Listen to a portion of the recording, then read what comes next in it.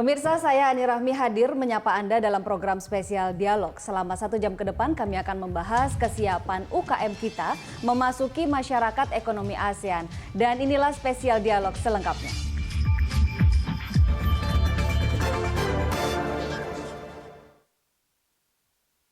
Dipersembahkan oleh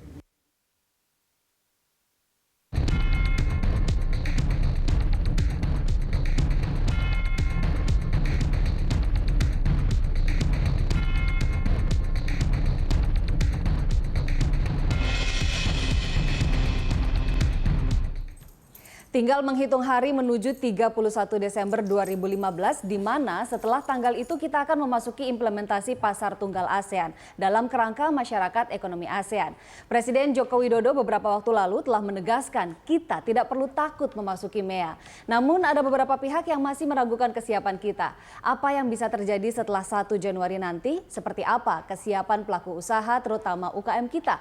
Dan bagaimana masyarakat kita memahami MEA? Kita akan membahasnya bersama Sekretaris Jenderal Kementerian Koperasi dan UKM Agus Muharram dan juga anggota tim sosialisasi MEA Kementerian Komunikasi dan Informasi Freddy Tulung. Selamat malam Bapak-bapak, terima kasih sudah hadir di Berita 1 TV.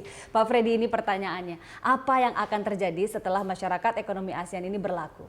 Jadi pertama barangkali kita perlu melihat gejala dunia sekarang diwarnai oleh 2 isu utama.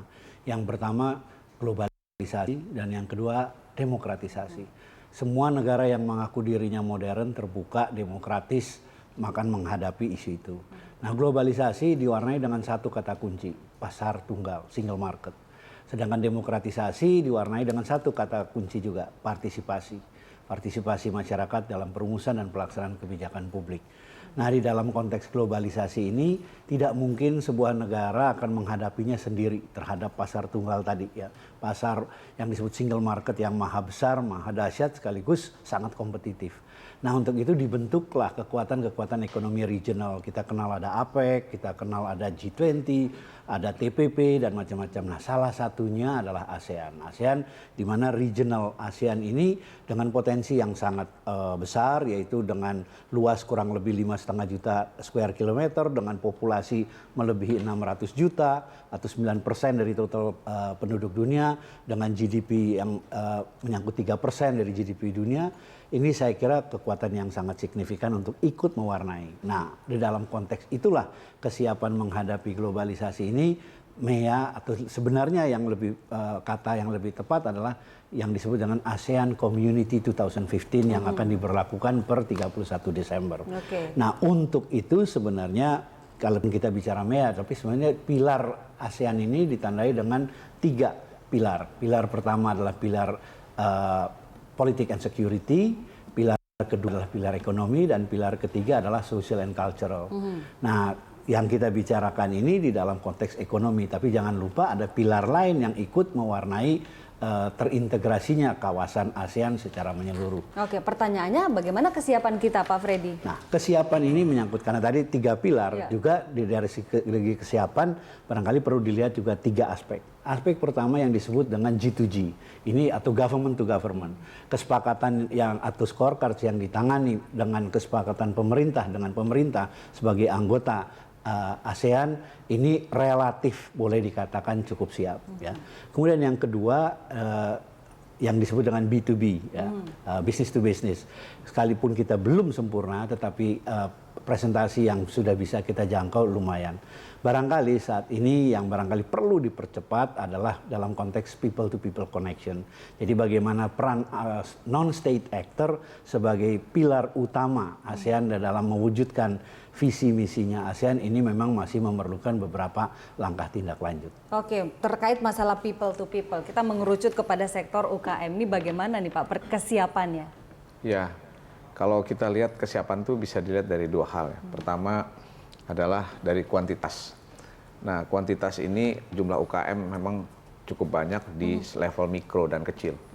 Jadi ada sekitar 57 juta unit. Ya, kemudian dari kualitasnya kita melihat di sini dari sumber daya manusianya memang relatif pelaku usaha mikro ini kurang begitu baik ya dibandingkan dengan menengah dan kecil. Tetapi di sini kita melihatnya itu bukan suatu semata-mata masalah. ya, tetapi justru prospek. Prospeknya apa? Karena di situ ada yang namanya peluang pasar, ya, peluang pasar yang intinya dalam hal MEA ini bukan adanya persaingan yang tidak sehat antara satu negara dengan yang justru adanya keseimbangan. Ya, jadi kita punya market yang besar, mereka juga punya komparatif yang seimbang dengan kita sehingga saling melengkapi. Itu yang kita harapkan. Nah, pemerintah dalam hal ini tentu pertama mensosialisasikan kepada masyarakat apa itu MEA.